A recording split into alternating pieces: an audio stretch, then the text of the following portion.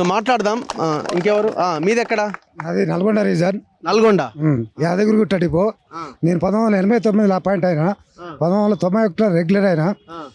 2018 నాకు కేసు అయింది. ఆ రోజు నుంచి ఈ రోజు వరకు ఏం లేదు. ఇక నా సర్వీసు 21 రోజు మాత్రమే ఉన్నది. 21 డేస్. 21 days only. నన్ను ఆర్టీసీలో కండక్టర్గా అపాయింట్ చేసుకున్నప్పుడు నాకు ఆల్రెడీ అప్పటికి డ్రైవింగ్ లైసెన్స్ ఉంది. హెవీ వెహికల్ తోలడానికి కూడా డ్రైవింగ్ లైసెన్స్ ఉంది. దానికి ఎలిజిబుల్. నేను 89 నుంచి 93 వరకు ఎక్స్ప్రెస్ చార్ట్ డ్రైవర్గా నన్ను తిరుపతి, కాకినాడ చార్ట్లో వేసి, అలాంటి ఆ రోజులలో కూడా నన్ను డ్రైవర్ వాడుకుర్రు. Best KMPL తెచ్చేవాడిని.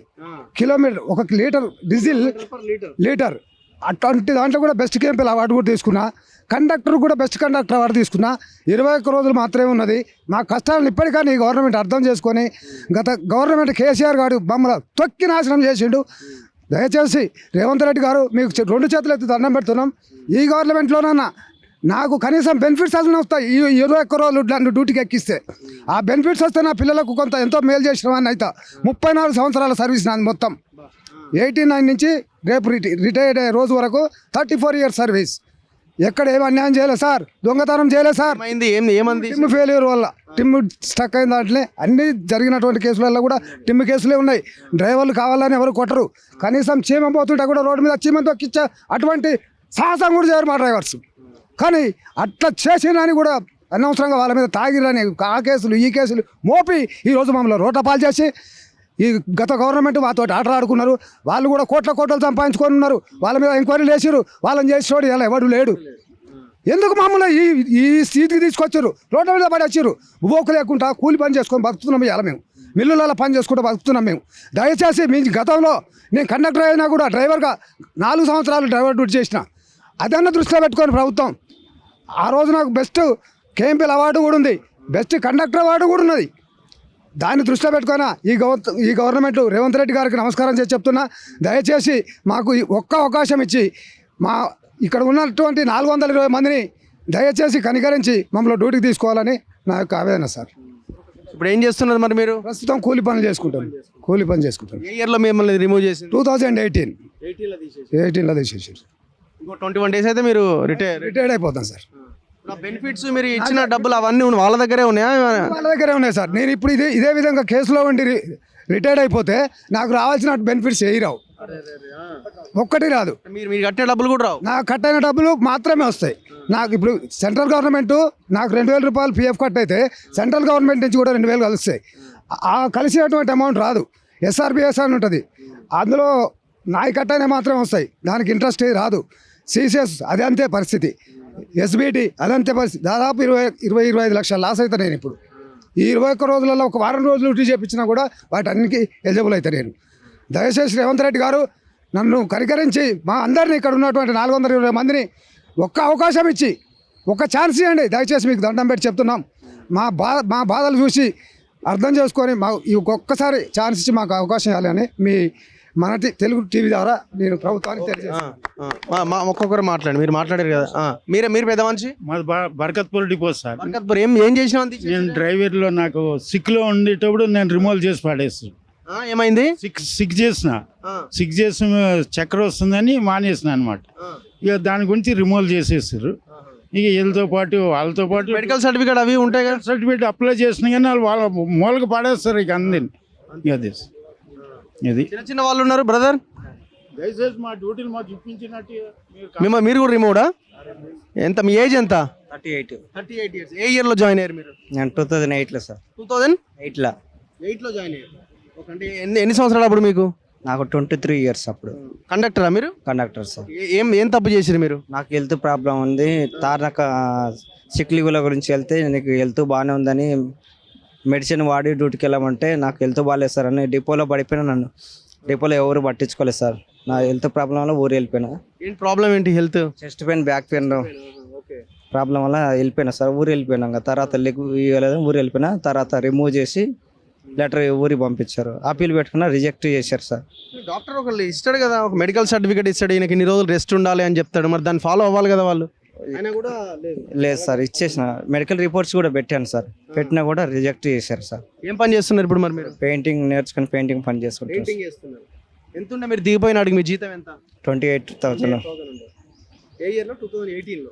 19లో సార్. 19లో. పెయింటింగ్ పని చేస్తుంది. ఇప్పుడు పెయింటింగ్ పని. మ్యారీడా? Married sir. పిల్లలు స్కూల్కి పోతున్నారు. పిల్లలు స్కూల్కి పోతున్నారు. ఓకే, ఇంకెవరన్నా? మీరన్నా? నా పేరు పాండు, జీడిమెట్ల డిపో డ్రైవర్. నేను 2009లో పర్మనెంట్ అయినా.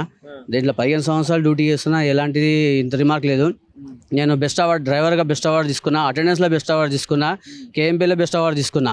అందులో ఏడీసీ పని కూడా నేను లోపల ఉండి నేను చేసిన, డ్రైవర్గా ఉండి లోపల పని చేయించుకుని చేసిన. అయితే ఎక్స్ట్రా సర్వీస్ అని పెడితే దాంట్లో వెళ్తుంటే ట్రిబుల్ డ్రైవింగ్లో వాళ్ళు వచ్చి బస్ కాడ పడ్డారు అంతే. అయితే అడగడానికి లేదు, డిఎంని అడుగుదామంటే కానీ యూనియన్ లేరు కదా. డబుల్ రైడింగ్లో వచ్చి బస్సు దగ్గర పడ్డారా? బస్ దగ్గర ఓటే చేస్తూ ముందల బండికి ఓటే చేస్తూ సిడ్ అయ్యి ఇక్కడ బస్ సైడ్ పడ్డారు. వాళ్ళు కింద పడ్డందుకు నేను ఆగి అడిగిన, అడిగితే ఇట్లా పడ్డారు అంటే సరే నీదేం తప్పలేదంటే సరే అని నేను కింద పోలీస్ ఫోన్ చేసిన.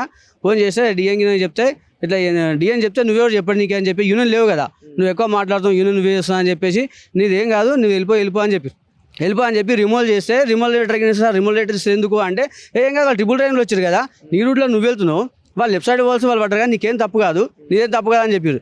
రిమూవ్ లెటర్ ఇచ్చి నువ్వు ఏమైనా దీనికి ఎక్స్ప్లెయిన్ రాసుకురా అన్నంతవరకు నాకు తెలియదు. ఇక అప్పుడు నాకు ఆ చెండులు వచ్చినాయి, ఏంది ఇట్లా అని. ఇన్ని రోజులు సర్వీస్ చేసి నేను ఏం మిస్టేక్ లేకుండా చేస్తే ఆ కారణాల వల్ల నాకు తీసేసేది. ఇది ఒక ఎంక్వైరీ పెట్టకుండా ఇది కరెక్టా కాదా ఎంక్వైరీ పెట్టలేదు. నేను వాళ్ళని పోయి గుద్దింది లేదు, వాళ్ళు వచ్చి గుద్దింది లేదు, బస్ కాడ పడ్డానికి నన్ను రిమూవ్ చేసింది సార్. ఈ 3 సంవత్సరాలు అవుతుంది నేను ఆర్టీసీలో జాయిన్ అయ్యి, ఆర్టీసీతోనే బతుకుతున్నాం. మేము ఆర్టీసీని కాపాడుకోవాలి, ఆర్టీసీ ఉండాలని మేము ఇంత కష్టపడి మేము ఆర్టీసీని కాపాడినాం. వాళ్ళు తప్పు చేసి వచ్చి బస్ కాడ పడ్డానికి మమ్మల్ని తీసి ఇప్పుడు వేస్తే నేను ఎక్కడ పని చేసుకోవాలి? నా వెనక కుటుంబం ఉంది, ఈ కుటుంబంతో నేను నిలిచి ఎక్కడ పోలేను కదా సార్. అదొకటేనా మీరు చేసిన? అదొకటే తప్పు సార్. 15 సంవత్సరాలలో నాకు 4-5 అవార్డులు ఉన్నాయి సార్.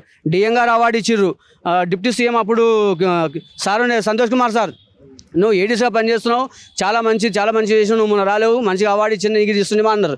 అంత అవార్డు తెచ్చినా నీడ చూసుకోకుండా కనీసం ఏం జరిగిందని ఎంక్వైరీ పెట్టకుండా డిఎం గారు ఆ సీఐ ఎంక్వైరీ సీఐ అయితే ఎట్లా మాట్లాడిందంటే లేడీస్ సీఐ సార్, వేరే జెంట్స్ అయితే మాట్లాడవచ్చు, లేడీస్ కదా, నీకేం కాదు తప్పమ్మా, నీ తప్పు కాదు, సార్ చెప్పిండు, ఈడీ చెప్పిండు, నీ పీకే చూసినాం చాలా మంచిగా ఉంది అంటే, మాకు పీకేస్ అంటే నా జాతకం మొత్తం అందులో ఉంటుంది అనమాట. ఎందుకు తీసేసాడు మిమ్మల్ని? ఎందుకు తీసారంటే వాళ్ళు కింద పడ్డారు కదా, చనిపోయారు కదా, వాళ్ళు చనిపోయేందుకు పెద్ద బస్ మీద వేస్తారు అంటే, వాళ్ళు వచ్చి చనిపోతే నన్ను చంపేస్తారా?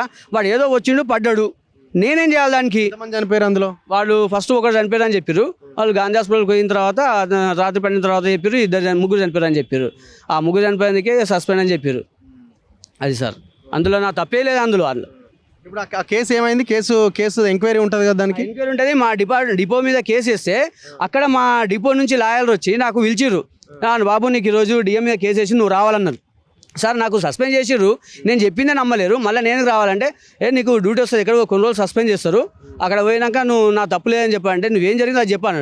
నా తప్పు లేదని మీకు చెప్పి మొత్తుకుంటున్నా, నా తప్పు లేదు, నేను గుద్దలేదని చెప్తాను కానీ మీరు అట్లా అంటారు కదా అంటే, కాదు జడ్జి గారు పిలుస్తారు, నువ్వు అదే చెప్పంటే సరే నా తప్పులేదన్నా, సార్ తప్పులేదని చెప్పి నువ్వు వెళ్ళిపో అని చెప్పారు అంతే. తప్పులేనారు, మళ్ళీ నా ఉద్యోగం ఆర్టీసీకి వచ్చేవారు నా ఉద్యోగం తీసేసారు. ఆర్టీసీ వాళ్ళు కూడా తప్పులేదని అక్కడ మీతో అనిపించారు కదా? తప్పులేదని చెప్పమన్నారు, చెప్పినా అక్కడ చెప్పినా ఇంటికి వచ్చే వరకు నువ్వు డ్యూటీ లేదని వీళ్ళు అంటారు, మళ్ళీ వెళ్ళి అంటారు నువ్వు డ్యూటీ డిఎంకి వచ్చే వరకు డ్యూటీ లే అంటారు. లాయర్ చూస్తేనేమో నీ తప్పు లేదంటారు. మరి ఇంత అన్నాక మరి ఎవరిని అడగాలి? యూనియన్ ఉంటేనేమో యూనియన్ పెద్ద మనిషి అడుగుతాడు. ఈ కేసీఆర్ గారు పెద్ద ఏం పని చేసిన అంటే, యూనియన్ లేకుండా వీళ్ళందరినీ బతుకుండగానే చంపేయాలన్నట్టు ఈ విధంగా చేసిండు. ఈ సజ్జనార్ గారేమో పోలీస్ ఐపీఎస్ ఉండి వాళ్ళని చంపేసిండు, ఈ ఆర్టీసీలోకి వచ్చి వీళ్ళని పెన్నుతో చంపేస్తుండు వీళ్ళందరి కుటుంబాలను. ఇప్పుడు నేను కాదు సార్, నా కుటుంబం అవసరం, వాళ్ళు చనిపోయి మంచిగా ఉండరు. ఇప్పుడు నేను పని లేక పైసలు లేక నా కుటుంబ పిల్లలు, నా పిల్లలు ఏమంటారు, ఇది ఏం చేసిండో, పొద్దున్నాక పైసలు సంపాదించాడు, ఏం చేస్తాడు, పిల్లలు ఎందుకు అన్నాడు, ఈ విధంగా వస్తుంది. ఈ ఆర్టీసీలో డ్యూటీ చేయడం బట్టి ఇలాంటిది వస్తుంది సార్, లేకపోతే బయట పని చేస్తుంటే మంచిగా ఉండదు కదా. మీరన్నా మీరు రిమూవ్ లేనా? నేను రిమూవ్ అండి, నేను సేఫ్టీరావు కండక్టర్ అండి. ఇదే నేను రూట్లో పనిచేస్తుంటుంది, 10% రూట్లో పనిచేస్తుంటుంది. ఎప్పుడైనా మిషన్ ట్రబుల్స్ వస్తుంటాయి, ప్రతిసారి వస్తుంటే పోయి మేమే దగ్గర నుండి మళ్ళీ చేయించుకుంటుంటే, ఓసారి మిషన్ టికెట్ కొట్టినాక వైట్ పేపర్ వస్తుండే, రష్లో మేము అంత ఇష్యూ అయింది అనుకో, మామూలుగా అయితే వైట్ పేపర్ రాదు, అదే ఇష్యూ అయింది అనుకోండి, లాస్ట్ నెంబర్ చూసి రాసి ఇచ్చినాం. అది రాసి ఇచ్చినాక కూడా చెప్పిన వాళ్ళు డీటెయిల్ వచ్చి బండి చెక్ చేస్తే కూడా, సరే ఇది ప్రాబ్లం ఉందంటే సరే మీరు చెక్ చేస్తామని వాళ్ళు తీసి చెక్ చేస్తే కూడా మిషన్లో ట్రబుల్ ఉందని వాళ్ళు కూడా చూసినా కానీ నాతోటి ఏం మాట్లాడనీయకుండా ప్యాసింజర్ స్టేట్మెంట్ తీసుకొని నన్ను కేసు రాసి నన్ను రిమూవ్ చేసింది. నేను 2024 రిమూవ్ అయ్యాను. సో మొత్తం అందరిది ఇదే, ఎవరి బాధ చెప్పుకున్నా ఇదే బాధ. ఏదో ఒక కారణం చేత వాళ్ళందరినీ ఉద్యోగంలోంచి సస్పెండ్ చేయడం జరిగింది. సో చాలా చాలా ఒక్క నిమిషం ఆగండి, మీరు ఎవరు వేరే వాళ్ళకి చెప్పించారు, మీరు చాలాసేపు మాట్లాడినారు కదా. చెప్పండి. సార్ నా పేరు రాజు, బాన్స్వాడ డిపో కండక్టర్. నేను 2008లో అపాయింట్మెంట్ అయినా కాంట్రాక్టర్, 2010లో రెగ్యులర్ అయింది. నా స్టాఫ్ నంబర్ 676-377. నేను 50 రూపాయలు ఫ్రాడ్ చేసిన అండి, రిమూవ్ చేసిరు సార్. 56 రూపాయలు 50 రూపాయలు 6-7 ఇయర్స్ అవుతుంది ఫ్రాడ్ చేసినామండి, రిమూవ్ చేసిరు. 56 రూపాయలు ఎట్లా ఫ్రాడ్? టికెట్ మిషన్ స్ట్రక్ అయిపోయింది, అట్లనే 50 రూపాయలు ఫ్రాడ్ చేసినామంటే రిమూవ్ చేసారు. 6 ఇయర్స్ అవుతుంది, 7 ఇయర్స్ అవుతుంది. నాకు 3 చిన్న చిన్న ఆడపిల్లలు ఉన్నారు సార్. దయచేసి నా ఉద్యమం నాకు ఇవ్వాలని కోరుతున్నాను, అంతే, ఏం లేదు. ఇంకెవరైనా? నేనే ఉండండి 29 years మీరు చెప్పినారు కదా, ఇంకెవరైనా మాట్లాడతారా? ఇప్పుడు మన గవర్నమెంట్ టీఆర్ఎస్ కానీ కాంగ్రెస్ కానీ పబ్లిక్ రకరకాల పథకాలు ఇస్తున్నది.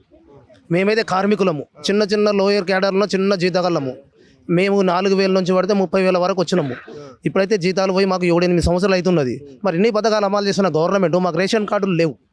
సరే, ఇంతకుముందు రేషన్ కార్డులు ఉన్నప్పుడే అన్నీ వస్తుండే. ఇప్పుడు మా భార్యలకు పింఛన్లు వస్తున్నాయి, మా బీడీ కార్ఖాన్లు ఉంటాయి అటు, మరి మా అమ్మ నాన్నలకు పింఛన్లు వస్తుండే. ఇప్పుడు మాకు రేషన్ కార్డు లేకపోవడం వల్ల ఎలాంటి సవలతులు ఏం లేవు. ఇప్పుడు కొత్తగా స్కీములు పెట్టారు రేవంత్ రెడ్డి గారు, 4 స్కీములు. వాటికి మాకు అర్హత లేదు. మా ఉద్యోగాలు కోల్పోయినా కానీ మా ఆధార్ కార్డులు కొట్టి ఉద్యోగం మీరు ఉద్యోగం అనేది చూపిస్తుందా? ఉద్యోగం అనేది చూపిస్తున్నది. ఇప్పుడు కొత్త దాంట్లో మేము పెట్టుకుందామంటే మాకు అలాంటి అర్హతలు లేవు. ఇప్పుడు మాకు ఇండ్లు కూడా లేవు కనీసం. మంచి పాయింట్ ఇది, చెప్పండి సార్. మేము సీఎం గారిని అప్పీల్ చేసుకునేది ఏంటంటే, మేము ఆర్టీసీని ప్రక్షాళన చేయాలని కోరుకుంటున్నాం సార్. అదే సందర్భంలో మేము కోరేది ఏంటంటే, మేము చిన్న చిన్న పొరపాట్ల వల్ల మమ్మల్ని రిమూవ్ చేశారు కదా శాశ్వతంగా. మరి అంత పెద్ద పెద్ద అవినీతి కుంభకోణంలో కూరుకుపోయినటువంటి సజ్జనార్ గారి మీద ఎందుకు ఎంక్వైరీ పుట్టప్ చెయ్యరు? ఆయన అనేక రకాలుగా కోటాను కోట్ల రూపాయల ఆ అవినీతి కార్యక్రమానికి పాల్గొన్నారు. ముఖ్యంగా ఆయన ఏ విధంగా ఈ అవినీతికి పాల్గొన్నారు అంటే, దానికి ముఖ్యంగా ఆయన ఒక సిఓఓ అనే ఒక కొత్త పోస్ట్ని క్రియేట్ చేశారు. ఆర్టీసీ చరిత్రలో ఇంతవరకు ఎప్పుడూ లేదు అది. ఎందుకు చేశారంటే, ఆ పోస్ట్ని పోలీస్ శాఖలో రిటైర్మెంట్ అయినటువంటి ఒక పోలీస్ అధికారిని తీసుకొచ్చి ఇక్కడ పెట్టారు. ఆయన అధికారుల్ని, కార్మికుల్ని అందరినీ భయభ్రాంతులకు గురి చేయాలని మాత్రమే ఆయన తీసుకొచ్చి పెట్టారు. మరి ఆయన పెట్టినటువంటి విధానం ఏంటి అంటే, 55/2016 అనే ఒక సర్క్యులర్కి వ్యతిరేకం అది. ఎందుకు సార్ చెప్పారు అన్నమాట. అయితే అక్కడి నుంచి ఏం జరిగిందంటే, వీరు అక్కడి నుంచి ఏం చేశారు, అనేక రకాలైనటువంటి అవినీతి కార్యక్రమాలకి వారు పాల్గొన్నారు. ఏ విషయాలు ముఖ్యంగా వారు రావటమే 2021 సెప్టెంబర్లో వచ్చారు. వచ్చిన వెంటనే ఎస్బీఐ అకౌంట్లు, మాకు అందరికీ ఎస్బీఐలో అకౌంట్లు ఉన్నాయి. కానీ ఆయన దాన్ని మార్చేశారు. ఎక్కడికి మార్చారు? యూనియన్ బ్యాంక్ ఆఫ్ ఇండియాలోకి మార్చారు. ఏ కారణం చేత మార్చారు? కారణాలు ఏంటి? కారణాలు ఏమీ లేవు. ఆ బ్యాంకు నుంచి వారికి వచ్చినటువంటి కొన్ని కమిషన్ల వల్ల మాత్రమే అలా చేశారు. అంటే మాకు తెలిసినటువంటి సమాచారం ఏంటి, మాకున్న అనుమానం ఏంటంటే, ఆయనకు హైదరాబాద్లో 4 కోట్ల రూపాయలు విలువ చేసేటటువంటి విల్లాస్ ఆయనకి కమిషన్గా ఇచ్చారట. దానికోసం ఆ అకౌంట్లు మార్చారు. ఇదొకటే కాదు, ఆయన సాఫ్ట్వేర్లో అలాగే చేశారు. బస్సులు స్క్రాప్ కాకుండా, ఎక్స్పైర్ కాకుండా వాటిని ఎక్స్పైర్ చేసినట్లుగా చేసి బస్సులు కొనుగోలు చేసిన విషయంలో అలాగే చేశారు. ఇదే కాకుండా ఆయన అక్కడ ఫార్మా కంపెనీ విషయంలో కూడా అలాగే ఆయన ప్రతి దాంట్లో కూడా వాళ్ళ బినామీ వ్యక్తులతోని ఆయన లావాదేవీలు నడిపిస్తూ ఆయనకుటువంటి ట్రస్ట్కి విరాళంగా పంపబడుతున్నాయి అన్నమాట ఈ డబ్బులని. అది ఎంక్వైరీ చేస్తే వాస్తవాలు బయటకు వస్తాయి. మన ముఖ్యమంత్రి దృష్టి పెట్టాలి, అవసరమై ఈ ఎండి ఇట్లాంటి వాళ్ళు అని ఆలోచించాలి. అక్కడ గన్లతో ఎన్కౌంటర్ చేసిన సజ్జనార్ ఇక్కడ పెన్నులతో ఎన్కౌంటర్ చేస్తున్నాడు. మీరు మాట్లాడతారా? చెప్పండి, ఎక్కడి నుంచి మీరు? Sir Gadwal depot. నా పేరు నరసింహ, ఆయన కండక్టర్. 2020లో నన్ను సస్పెండ్ చేసారు. నాకు సస్పెండ్ కావడం అప్పుడు కరోనా టైం. ఆ కరోనా టైంలో నేను టికెట్ ఇష్యూ చేస్తున్నాను. ఇష్యూ చేస్తుంటే అందులో 3 కరోనా వచ్చిందని చెప్పాను. నేను అతని దగ్గరకు పోలేదు, టికెట్ తీసుకోలేదు. నేను తీసుకోకుండా కూడా వాళ్ళు చెకింగ్ వాళ్ళు వచ్చి టికెట్ చెకింగ్ చేసినప్పుడు నేను వాళ్ళ దగ్గర పోలేదు సార్, నేను టికెట్ ఇవ్వలేదు, నాకేం తెలియదు, కరోనా ఉందని అన్నందుకే నేను పోలేదు అక్కడికి అని చెప్పిన. అయినా వినకుండా వాళ్ళ దగ్గర ఉన్న పాత టికెట్లు వాళ్ళు చూపించడం వల్ల వాళ్ళు నువ్వు ఇదే టికెట్లు ఇచ్చినని చెప్పి నా మీద అక్రమంగా కేసు రాశారు. నాకు కూడా హెల్త్ బాగాలేదు, నాకు ఎర్నీ ఆపరేషన్ అయింది.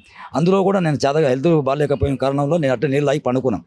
అప్పటికి మా డ్రైవర్ చెప్పిండు, సార్ అతనికి బాగాలేదు, హెల్త్ బాగాలేదు, ఎందుకు మీరు అనవసరంగా ఆయన డిస్కస్ చేస్తున్నారంటే కూడా వినకుండా నా మీద అట్లే కేసు రాసిన తర్వాత నన్ను సస్పెండ్ అయిన రిమూవ్ చేశాను. 2021లో చేశాను. నేను అప్పటి నుంచి ఇప్పటి వరకు నేను ఎలాంటి పని చేయలేకుండా బతుకున్నాను. నా పిల్లలు పెళ్ళికి వచ్చారు. నా పెద్ద కొడుకు సాఫ్ట్వేర్. అయినా అతనికి ఖర్చు పెట్టడానికి నాతో ఎలాంటి స్తోమత లేక నేను బజార్లో పడ్డాను. నా పిల్లలు నా ఇంట్లోకి వెళ్ళి ఇలాగొట్టిండ్రు. నువ్వు పెట్టలేకపోతే నువ్వు బతుకొద్దు, చచ్చిపోవాలి. నా భార్య పిల్లలు మొత్తం నన్ను ఇలాగొట్టిండ్రు. నేను ఎలాంటి పని చేసుకొని కూడా అర్హత కాను. నాకు ఆపరేషన్ అయినందువల్ల నేను ధనపడాలంటే నా ఇబ్బంది నాకు ఉన్నాయి. అందుకొరకు నాకు ఎలాంటి ఎట్టి పరిస్థితులైనా మా తోటి కార్మికులు అందరికీ కూడా ఒకసారి క్షమాపేక్షణ పెట్టి అందరికీ ఉద్యోగాలు ఇవ్వాలని చెప్పి ఆ రేవంత్ రెడ్డి సార్ను కోరుకుంటున్నాం. మరి సార్ ఒక్కటి నిమిషం సార్, మేము ఆర్టీసీలో పనిచేస్తున్నామని చెప్పి ఆవేదనతోటి మాకు ఒక గవర్నమెంట్కి వెళ్ళి వచ్చే ఫలితాలు ఒక్కటి కూడా దక్కుతలేవు. మాకు ఇందిరమ్మ ఇండ్లు లేవు, రేషన్ కార్డు లేవు, గ్యాస్ సిలిండర్ లేదు, కరెంటు బిల్లులు లేవు, అన్నీ ఏవీ లేవు. మీరు ఏమనంటే మేము అడిగితే మాకు సార్ కనీసం బియ్యం అని ఇవ్వండి సార్, రేషన్ బియ్యం అని అడిగితే కూడా మా గవర్నమెంట్కి వెళ్ళి రేషన్ బియ్యం కూడా ఇచ్చడం లేదు. మేము తిండి తిప్పలవుతున్నది. మాకు రావడానికి హైదరాబాద్ రావడానికి ఐడి కార్డు కూడా లేవు. మా కార్డు లేకపోతే మేము బస్ ఛార్జ్ పెట్టుకొని వస్తున్నాం. కొంతమంది 2 రోజులు 2 డేస్ బిఫోర్ లారీలు పట్టుకొని డీసీలు పట్టుకొని ఇంత దూరం రావాల్సి వచ్చిన పరిస్థితి ఏర్పడదు. ఇది ఒక్కసారి మమ్మల్ని క్షమించి మాకు ఇట్లా ఎట్టి పరిస్థితులైనా మన రేవంత్ రెడ్డి గారి ప్రభుత్వం నుంచి మాకు ఉద్యోగాలు రావాలని కోరుకుంటున్నాం. So anyway thank you very much అందరికీ. ఖచ్చితంగా ఈ ఫైట్ కంటిన్యూ అవ్వాల్సిన అవసరం ఉంది. మన తొలి వెలుగు వీళ్ళ పక్షాన నిలబడి మనం ఈ అంశాన్ని ఇంకా బలంగా ముందుకు తీసుకెళ్లే ప్రయత్నం చేయాలి. ప్రతి ఒక్కరూ బాధ్యతగా ఈ అంశాన్ని ఇంకా ముందుకు తీసుకెళ్లడానికి అధికారులకి నాయకులకి తెలియజేయడానికి మనం ప్రయత్నం చేయాలి. ముఖ్యమంత్రి ఇమీడియట్గా రెస్పాండ్ కావాలి. రవాణా శాఖ మంత్రి పొన్నం ప్రభాకర్ గారు అంతా బలహీన వర్గాల వీళ్ళే, అంత చిన్న చిన్న జీవితాలు ఇవన్నీ కూడా. 7 రూపాయలు 10 రూపాయలు టికెట్ ఇవ్వలేదని వాళ్ళు తప్పు చేసి ఉండొచ్చు కొన్ని సందర్భాల్లో రకరకాల కారణాల చేత.